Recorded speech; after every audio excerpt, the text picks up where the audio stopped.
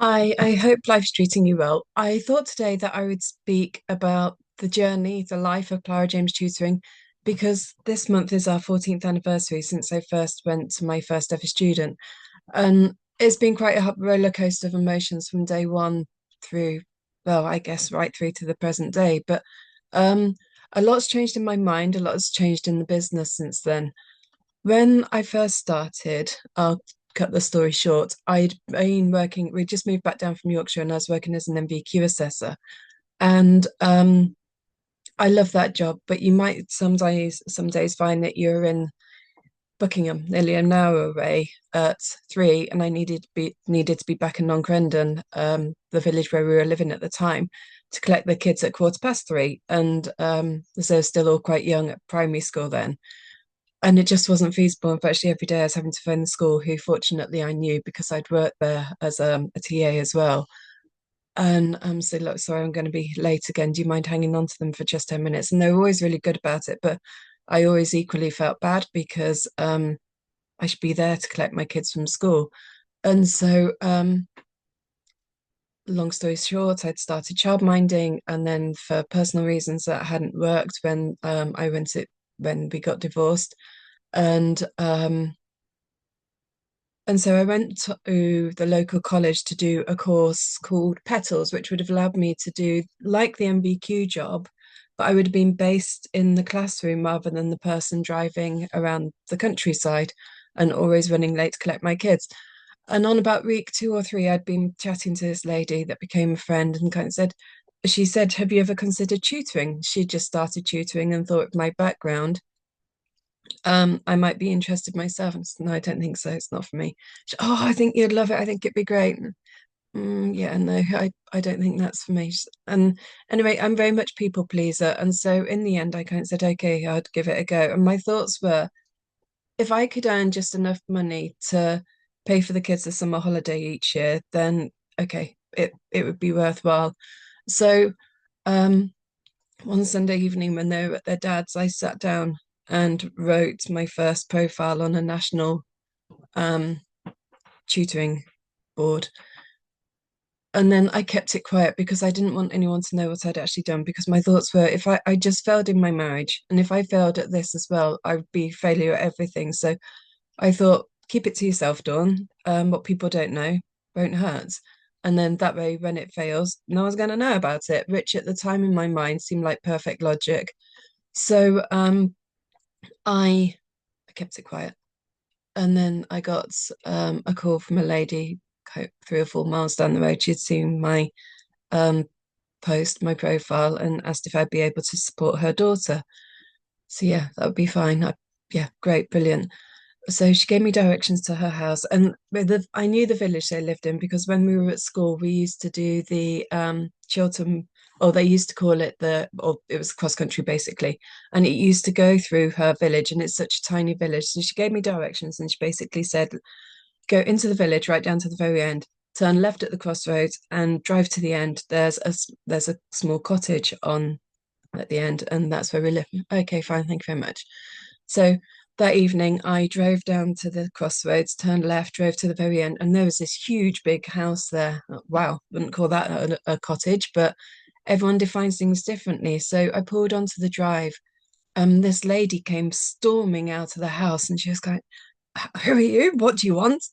"Hi, I'm Dawn. I'm the tutor for your daughter." And they don't live here. And you could tell she really, really wasn't impressed that I just pulled onto her drive.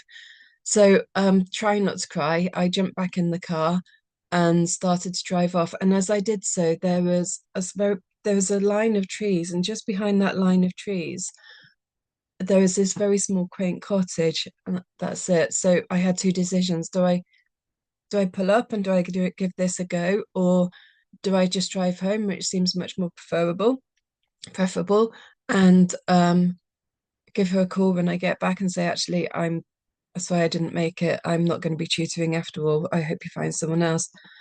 And in my mind, that seemed like the far better option, but I didn't have the confidence to phone her back. So I thought, in that case, you're going to have to just stop the car and go and knock and see what happens. So held back the tears, grabbed my bag, went to the door, knocked, put a smile on my face, and I was welcomed by this really lovely lady. And that was it. And then a few weeks later, she recommended, no, first, I got another lesson, and then the first lady recommended me to a friend of hers, and from there it just started to grow.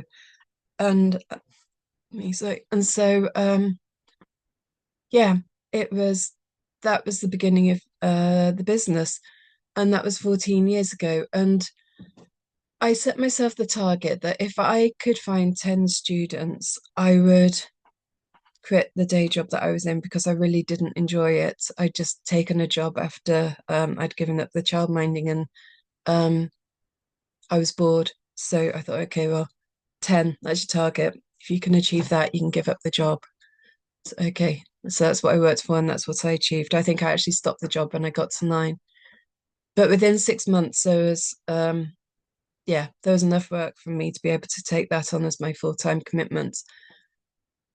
At the time, my focus was predominantly primary school children and those who were dyslexic, autistic, etc. Because that was my background. I'd always wondered whether my oldest might be mildly dyslexic, and when I'd approached her school after doing a course and been suggested by the tutor that I asked them about it, um, they basically replied that dyslexia is an excuse for laziness, so there isn't really a problem here. And then when I said to and so I that stage, so I thought I'd learn as much as I could about different learning styles, and what I learned might be able to help her, but at the same time it would also complement my degree. So I did multiple courses over the years, and I also did my degree. And um, and so that was my comfort zone. I'd also worked in a couple of autism bases for children. One was for children who couldn't cope in mainstream schools, and the other one was as a base attached to the mainstream school to kind of like support them in moving across. So that was my logic in working with early years and neurodiverse children. Was my comfort zone. That's where I'd been in the past. I'd never qualified as a teacher, never wanted to qualify as a teacher. The prospect of standing up in front of 30 kids, no thank you. Yeah, I just wouldn't have the 30 kids, 30 adults, 30 anybody. I wouldn't have the confidence for that. So it was literally just my experience as an NVQ assessor, working in early years, working in these autism bases, etc. My degree. But when I wrote my profile, sorry, I feel like I'm waffling. When I wrote my profile, I basically said, look, this is me. This is how I believe we learn. And this is how I will structure the lessons based on how we believe we learn. Children need to be relaxed, children need to be enjoyable, enjoying themselves, children need to be able to ask if they don't understand something. They need to be in a situation where they feel confident and at ease. And I don't believe that we learn by just doing worksheet after worksheet after worksheet. I feel we need variety so that we can, I didn't know it at the time, but so that we could stimulate different parts of the brain.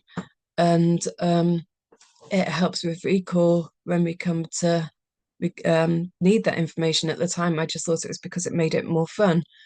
And everything I'd seen in kind of like the autism base in the early years and stuff, it was all about interactive. And so that was my logic. That's what I presumed education was all about these days, but evidently it's not. So I think that's partly why we picked up so quickly. Anyway, go forward 18 months, and my son finished his A levels and did far better than he ever anticipated, and kind of thought, I don't know whether I actually want to go to Manchester now. So he took a one-way ticket to Australia, and he can, oh, my kids are growing up. I don't want to be out the house 7 days a week tutoring. I want to be at home. Clara had already left home, my oldest. Jamie was now on his way to Australia, and Angel was only kind of like 18 months younger, so 2 years younger. So it wouldn't be long before she left either. So at that point, actually going back prior to that, there'd been more work than I could handle. So I had started taking on other tutors, but all I'd done was because thought everyone put their heart and soul into tutoring. I never dreamt that people would just do it kind of like slapdash just to earn some quick and easy money. And basically what I was doing is if someone got in touch and said, do I know a French tutor? I'd go, yeah, I know this person and pass on their details. Do you know a maths tutor? Yep, I know that person, pass on their details. So um, there wasn't really anything about these people apart from the fact that they were tutors. Beyond that, I didn't really know they'd got DBS checks, they were claiming to be tutors. Beyond that, I just presumed that they were putting their heart and soul into it.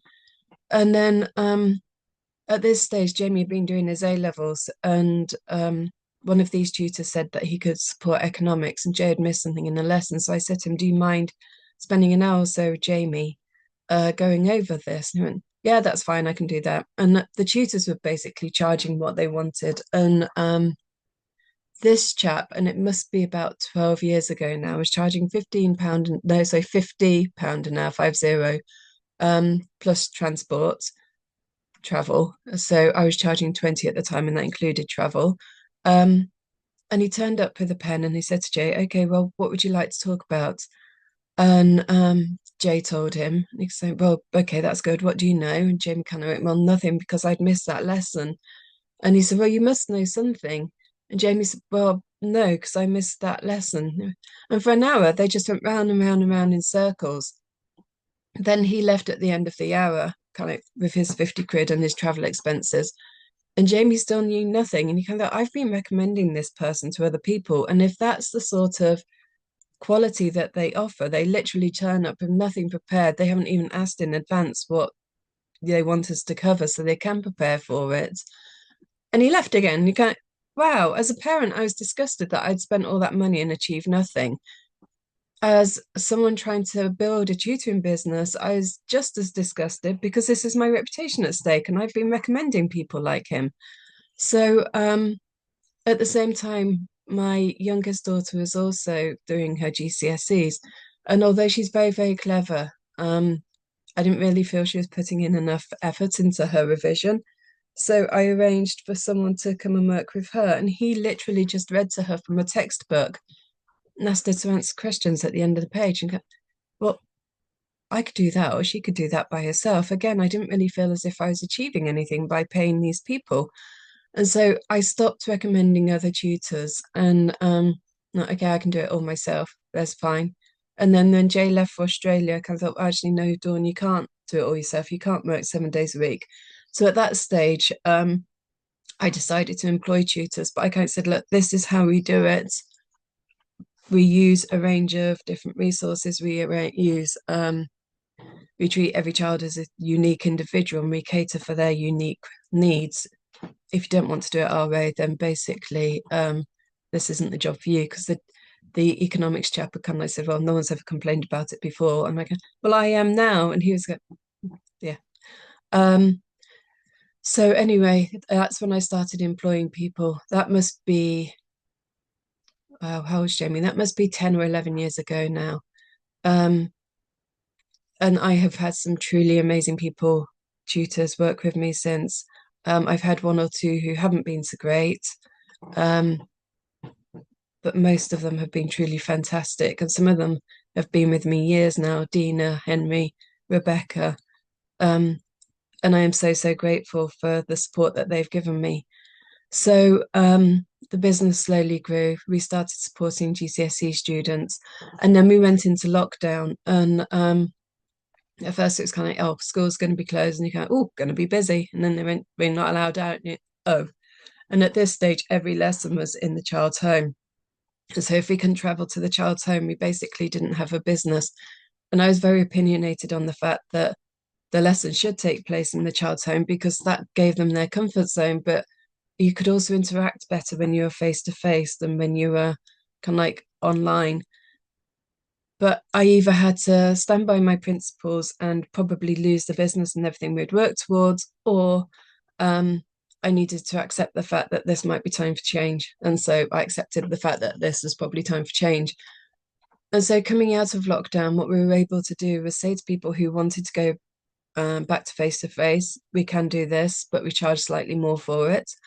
Or we can stay online and the lessons are slightly cheaper. And that was a huge pivot for the business. It went from being busy to ridiculously busy. And every year it's got busier and busier and busier. I don't know if it's just because our reputation's grown more, whether it's because there's more children needing support or what it is, but the business has grown to something far beyond what I ever imagined. And so this year, as I say, we've turned 14, and it's a milestone I didn't think we'd ever meet. I just didn't have the confidence in myself or in anything that I did that this would ever be achievable. 2019, I decided that I was going to franchise the business because I recognized that there weren't many people that offered tutoring in the way that we did. And I wanted to make it more available to other people. So the business has started off as Star Tutoring. Star was my maiden name, and it was a nod to how proud I was of being a Dawn Star. And also to my dad, as he had died when I was 16, but he was kind of like a huge role model in my life. Um, so originally we were Star Tutoring, but when we came to franchise, I had to trademark the name, and I couldn't trademark Star because there was, or Star Tutoring, because there was another business called Star. And although they were in a different field to us and they were spelled STAR, whereas I'd spelled it STARR, I was told that if I wanted to contest or if I wanted to kind of fight my corner and try and get it, it could take up to 5 years and it could cost 25 grand or more. And there was nothing to guarantee that I'd win anyway. And I'm the sort of person that if I've decided to do something, I want to do it today. So I thought about it and I couldn't afford to do that. But then the question became, well, what are you going to call it instead? And no one or nothing means more to me in life than my kids. And so on many dog walks during lockdown, I would talk to her about it. And in the end, I decided that I would call the business after my kids. So it became Clara James. Clara's my oldest daughter. Jamie is my son. And then the logo is an angel reading a book, and Angel is the name of my youngest daughter. So he became Clara James Tutoring with the logo as he, and that embraced all three of my kids. And like I say, if I couldn't have Star, then my kids are the people that I love more than anyone, anything. And so I would acknowledge them instead. Um, and I had everything in place for the franchise. I spent the money on the contracts. Did everything. I marketed it in a few places, but then I found I didn't have the confidence to follow through. So rather than people would get in touch, I'd send them the details, but I'd never actually asked them if they wanted to buy it. And so nothing happened of it. It just faded away. So this year, I lost my mum in November, the end of kind of like 25. And I think that's given me a huge shift. Um, my brain is now somewhere completely different to where it was while she was alive. And I've got so much to thank her for, but it's given me the confidence again to kind of like say, okay, I want to make her proud. And so the best way to do that is to build the franchise, because as while it's just me and the tutors around here, we're always going to be capped at the number of children we can help. I was at a training course a few months ago, and I was talking to this lady. She turned out to be a coach, and she kind of said, "What's the worst thing that you could happen?" I kind of like, but I fell full flat on my face and make a complete fool of myself. Yeah, that's true. That can happen, but who's going to know about it really? So she said, "Well, but what's the best thing that can happen?" And because we get to help many, many more children. And she kind of, exactly. And that's the worst that would also happen, is that you wouldn't help those kids. Okay. Yeah, you've got a valid point there. And I think now sat in the back of my mind, and then other things have happened, and you just kind of think, yeah, the time's right. This is what I'm going to do. So I'm going to mark 14 years Clara James Tutoring with releasing the Better franchise this summer. So if it is something, if I've waffled an awful lot, so about that, it's something I'm very, very good at. But if it is something that you might be interested in finding more about, um, please do get in touch, and I'd love to speak to you about it.